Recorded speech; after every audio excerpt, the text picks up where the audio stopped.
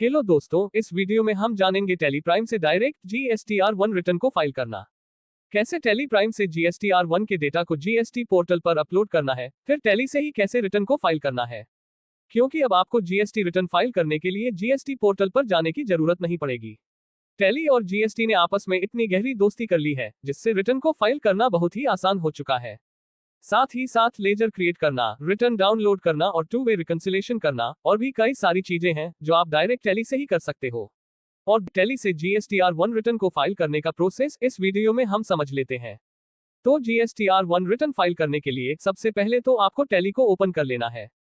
उसके बाद आपको यहाँ पर डिस्प्ले मोर रिपोर्ट पर चले जाना है।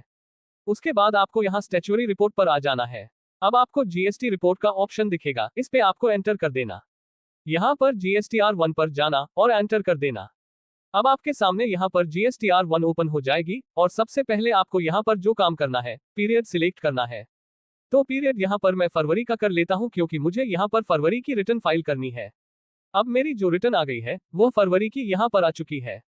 अब आपको सबसे पहले तो एक चीज यहाँ पर चेक कर लेनी है कि आपने जो इनवॉइस इशू करे हैं, डेबिट नोट इशू करे हैं और क्रेडिट नोट इशू करे हैं, जो भी सेल के अगेंस्ट आपने जो भी इशू करा है, वह प्रॉपर तरीके से यहाँ पर आ रखा है कि नहीं आ रखा। अगर आ रखा है तो अच्छी बात है, नहीं तो आपको चेक करने की जरूरत है। और अगर कोई भी करेक्शन करने की जरूरत है किसी इनवॉइस में, मतलब आपने कुछ गलत बना दिया, तो उसके लिए अनसर्टेन ट्रांजैक्शन करेक्शन नीडेड इसमें आपको यहाँ पर दिख जाएगा। लेकिन मेरे केस में आप देख सकते हैं कोई भी ऐसी ट्रांजैक्शन नहीं है जिसमें मुझे करेक्शन करने की जरूरत है। अगर आपको यहाँ पर कोई भी ट्रांजैक्शन ऐसी दिख रही है तो सबसे पहले आपको उसको ठीक करना पड़ेगा। उसी के बाद आपको आगे बढ़ना है GSTR1 रिटर्न को फाइल करने या अपलोड करने के लिए। तो सबसे पहले तो आपको यहाँ पर चेक कर लेना है। उसके बाद आपको थोड़ा सा नीचे आना है और यहाँ पर आपको B2B में कितने इनवॉइस हैं, इसको आपको चेक करना है इनवॉइस वाइज। तो इसको एंटर कर देना। अब आप यहाँ पर देख सकते हैं मैंने दो पार्टियों को दो इनवॉइस यहाँ पर इशू करे हैं। अब अगर आपको ये वाउचर वाइज देखने हैं, मतलब इनवॉइस नंबर वाइज देखने हैं, तो उसके लिए आपको राइट साइड में वाउचर वाइज ऑप्शन दिखेगा, जिसकी शॉर्टकट की F5 है। इस पर जैसे ही आप क्लिक करेंगे तो आपको इनवॉइस नंबर वाइज यहाँ पर सारे इनवॉइस दिख जाएंगे। अब आप यहाँ पर इजीली इनको चेक कर सकते हैं। चेक करने के बाद आपको वापस आ जाना है। अब आपके पास अगर B2C में कोई सेल होगी तो वो यहाँ दिख जाएगी। एक्सपोर्ट कुछ होगा, क्रेडिट नोट या डेबिट नोट आपने कुछ इशू करे होंगे, तो वो आपको इस तरह से यहाँ पर दिख जाएंगे। लेकिन मेरे केस में सिर्फ 4 इनवॉइस मैंने इशू करे थे, जो कि दो पार्टियों को दो इनवॉइस इशू करे थे। उनकी taxable value, IGST value, CGST value और SGST वैल्यू और टोटल टैक्स मेरा यहाँ पर इतना बनता है और टोटल इनवॉइस वैल्यू मेरी यहाँ पर आपको इस तरह से प्रॉपर दिख जाएगी। अब आपको आगे जो काम करना है वो क्या करना है, मैं आपको यहाँ पर दिखा देता हूँ। तो सबसे पहले आपको यहाँ एक्सेल पर क्लिक कर देना है। अब आपको यहाँ सबसे ही पहला ऑप्शन दिखेगा GST log in and log out. तो देखिए, अगर आपने टैली में GST को पहले लॉग इन कर लिया है तो आपको इस ऑप्शन की कोई जरूरत नहीं है, यहाँ पर कुछ भी नहीं करना। अगर आपने टैली में GST को लॉग इन नहीं किया है तो एक बार आपको ये प्रोसेस करने की जरूरत पड़ती है, बस वन टाइम प्रोसेस होता है। उसके बाद आपको हर बार यह चीज करने की जरूरत नहीं पड़ेगी। तो जाए, लॉग इन करने के बाद आपको क्या करना है, थोड़ा सा नीचे आना है। यहाँ पर आपको अपलोड GST रिटर्न पर आ जाना है और एंटर कर देना है। अब आपको यहाँ पर HSN समरी और डॉक्यूमेंट समरी, यही दो चीज दिखेंगी। और ये इनवॉइस जो हमने इशू करे थे वह हमें यहाँ पर नहीं दिखेंगे।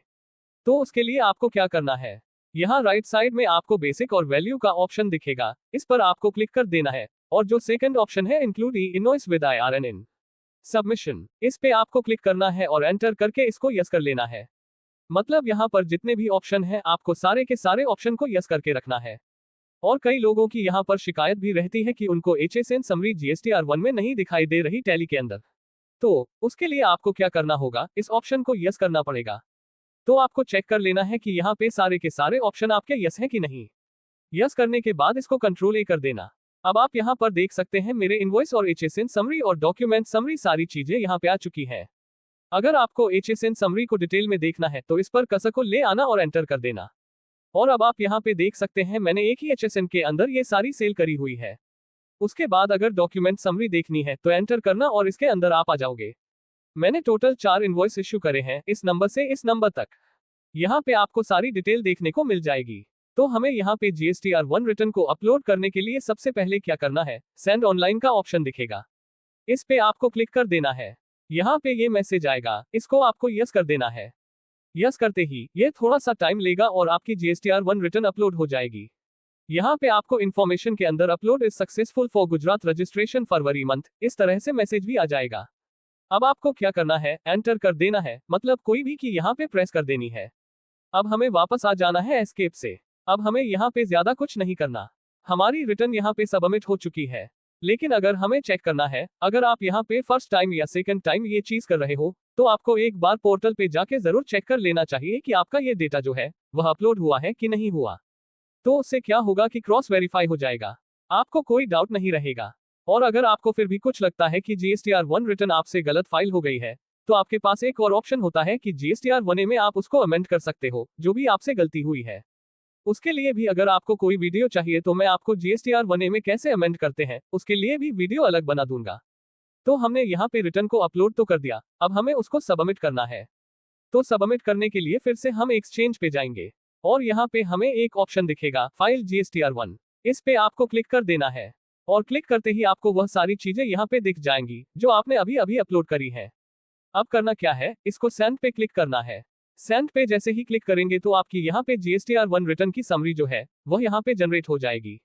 अभी आपकी यहाँ पे रिटर्न फाइल नहीं हुई है, समरी जनरेट हुई है। जैसे पोर्टल पे समरी पहले जनरेट होती है, उसके बाद आपकी रिटर्न फाइल होती है, सेम तरीके से आपकी यहाँ पे समरी जनरेट हो चुकी है। तो अब आप यहाँ पे अपनी डिटेल को रीचेक कर सकते हैं कि आपकी कौन से पीरियड की यहाँ पे रिटर्न की समरी यहाँ पे जनरेट हुई है, और अमाउंट वगैरह सारी चीज आपके सामने आ जाएगी। अब आपको क्या करना है, चेक करने के बाद कंटिन्यू फाइलिंग पे क्लिक कर देना है। तो जैसे ही आप कंटिन्यू फाइलिंग पे क्लिक करेंगे तो यहाँ पे आपका पैन नंबर ऑटोमेटिक आ जाएगा, अगर आपने इससे पहले अपनी रिटर्न फाइल करी होगी इस तरीके से, और अगर नहीं करी होगी तो आपको एक बार यहाँ पे पैन नंबर डालना होता है।